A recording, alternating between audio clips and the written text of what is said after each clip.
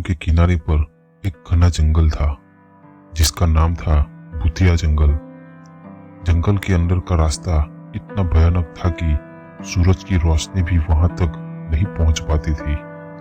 गांव के लोग जंगल की कहानियों से डरते थे और जंगल की ओर जाने से भी बचते थे। कहा जाता था कि जंगल में एक बहुत पुरानी और चर्चित हवेली खड़ी थी जिसमें एक राजा की आत्मा रहती थी।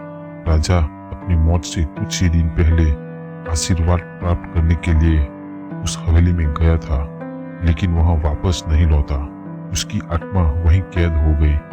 एक दिन गांव में एक साहसी युवक अर्जुन आया।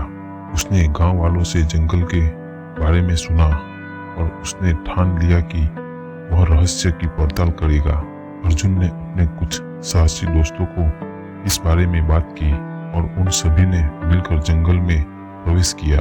जंगल में प्रवेश करते ही उन्हें भयानक आवाज सुनाई देने लगी। पेड़ों के पत्ते सरसराने लगे और ठंडी हवा कानों को छू के निकलने लगी। अर्जुन और उसके दोस्त ने हिम्मत जुटाई और आगे बढ़े। रात होते होते वे हवेली तक पहुंच गए। हवेली से एक अजीब सी रोशनी निकल रही थी। उस रोशनी को देखकर वे सभी समझ गए कि यहाँ कुछ अलौकिक है। उन्होंने हवेली के अंदर कदम रखा और देखा कि हवेली के अंदर का दृश्य किसी रोशन महफिल की तरह था। हवेली का मध्य भाग में एक बड़ा हॉल था जहाँ राजा की आत्मा को शांति पाने के लिए पूजा की जाती थी। अर्जुन ने देखा कि हॉल के बीच में एक पवित्र अग्नि जल रही थी और उसके चारों ओर अदृश्य ताकतें थी। अर्जुन ने समझ लिया कि अगर उस राजा की आत्मा को शांति दिलानी है तो उन्हें पूजा में खुद को शामिल करना होगा। उसने और उसके दोस्त ने